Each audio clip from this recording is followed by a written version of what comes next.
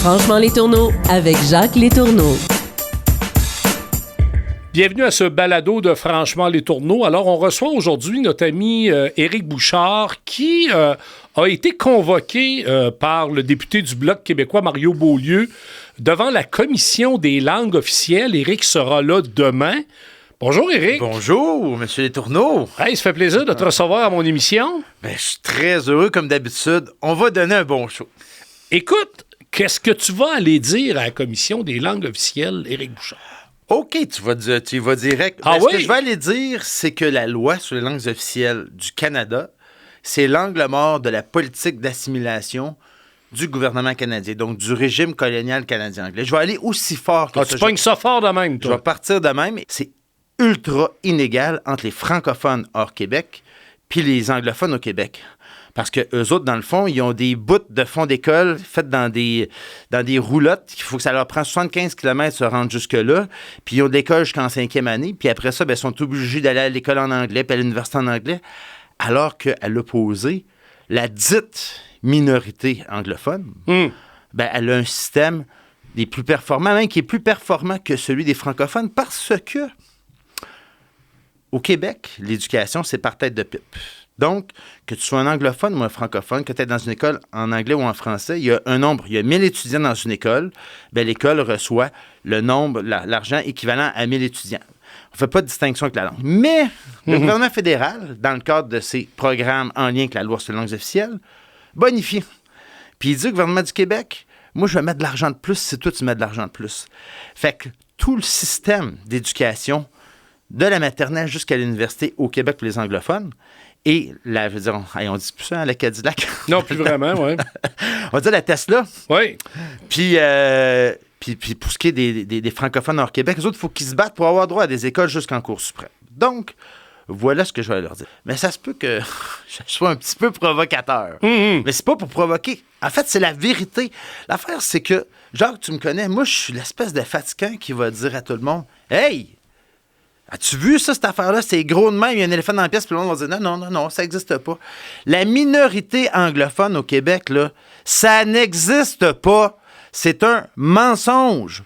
Imaginez-vous, là, les anglophones du Québec... Ils se sont déjà rendus jusqu'à l'ONU pour être reconnus. Hey, parce qu'à l'époque, ils ont combattu la loi sur la langue d'affichage, la loi 101, puis là, il y a un groupe de commerçants de Sutton ils sont allés dire jusqu'à l'ONU, oui, mais nous autres, nous sommes une minorité, puis dans le fond, on est, la méchante majorité francophone est en train de nous écraser avec ses lois linguistiques. Puis là, l'ONU, le Comité des droits de l'homme, a dit, les anglophones au Canada ne peuvent constituer une minorité parce qu'ils sont, dans la globalité du Canada, c'est une majorité. Donc, pas les francophones, les anglophones. Les anglophones, excusez. Les anglophones sont une majorité. À un moment donné, francophone, anglophone. Oui, bien sûr.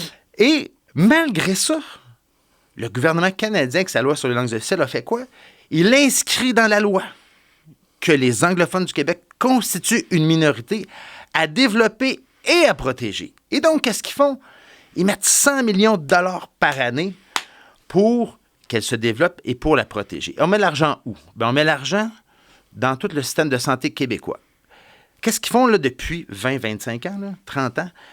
Ils revirent toutes les pierres et ils disent « Hey, à Rimouski, si y a un anglophone qui débarquerait là ou un immigrant qui ne parle pas français, hein, parce que c'est ça toute la twist derrière tout ça, eh bien, il faut qu'il y ait une infirmière qui réponde en français. Fait qu'on s'assure que toutes les infirmières, tous les préposés, tout le monde dans tout le réseau de système de santé québécois, qui est de compétences québécoises, tout le monde puisse répondre en anglais.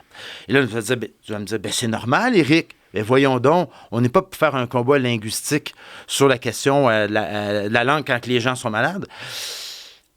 Dans l'histoire, est-ce qu'on a déjà entendu dire dans les nouvelles à la fin de l'été, vous savez, le bilan des morts dans nos hôpitaux parce que personne n'a été capable de servir quelqu'un dans sa langue maternelle, il est de 10 morts cette année. Jamais qu'il y a personne qui est mort. Jamais qu'il y a personne qui est pas...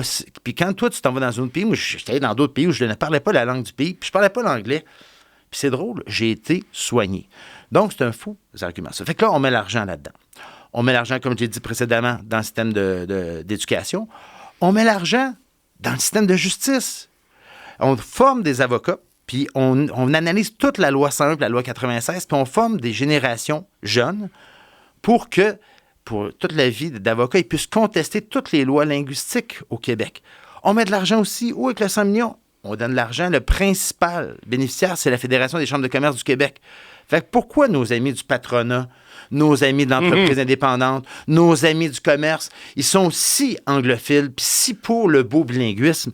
C'est parce qu'ils reçoivent de l'argent. Et je reviens sur la question de l'immigration.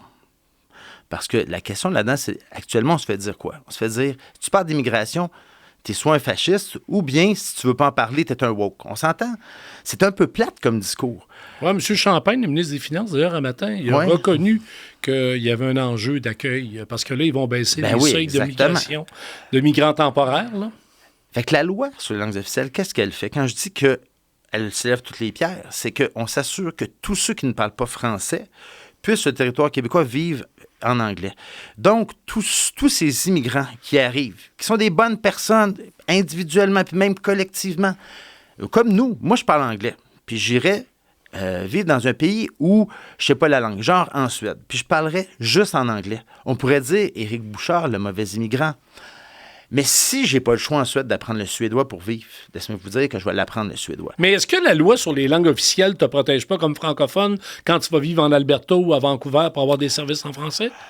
Elle te protège. Elle te permet, c'est le même argent pour la justice, mais l'autre, ils se battent pas pour combattre une loi linguistique comme la loi 101. Eux autres, ils s'en vont en justice pour poursuivre le gouvernement de l'Alberta parce qu'ils veulent avoir un bout de classe de 6e année. Fait que c'est pas la même affaire.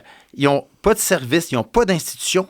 Ils se battent pourquoi? Pour avoir des universités de langue française. À l'Université d'Ottawa, pas plus tard que l'année passée.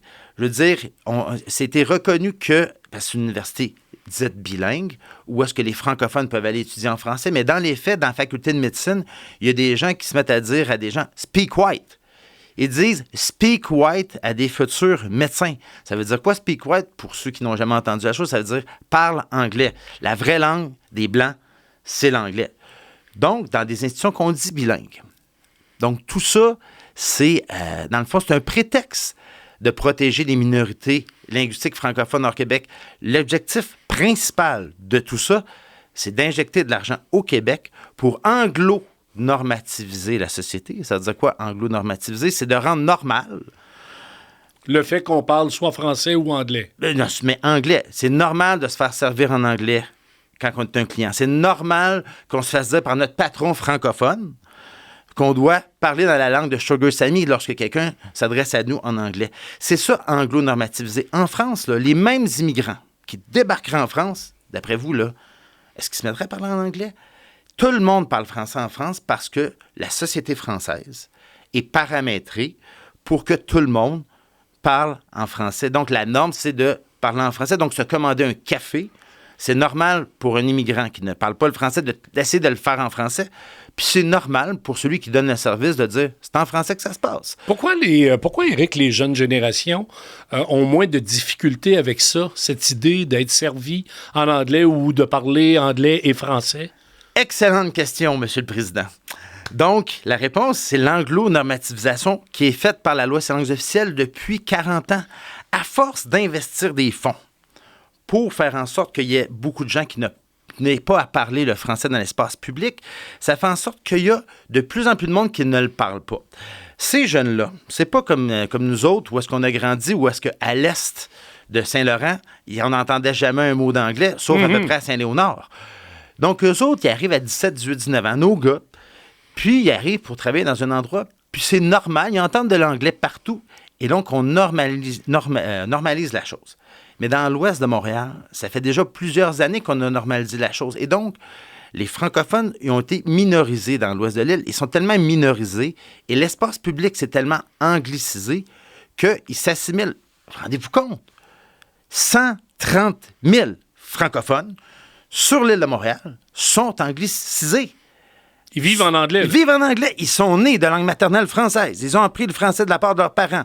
Mais à force de grandir, ils sont rendus des adultes et la langue qu'ils parlent à la maison, c'est l'anglais. Et la langue qu'ils transmettent à leurs enfants, c'est l'anglais. C'est ça, l'assimilation. C'est un processus qui dure sur 2 générations. Tu nais d'une langue maternelle X et avec le temps, ta langue des études, ta langue du travail et la langue dans laquelle tu vas tomber en amour va faire en sorte que tu vas élever tes enfants dans une langue ou dans une autre. Fait que si tu es dans un quartier qui est anglicisé, puis que ton amoureuse ou ton amoureux parle anglais, t'as beau dire, je vais envoyer mes enfants à l'école en français, la langue de la maison que tu vas transmettre risque d'être fort bien l'anglais.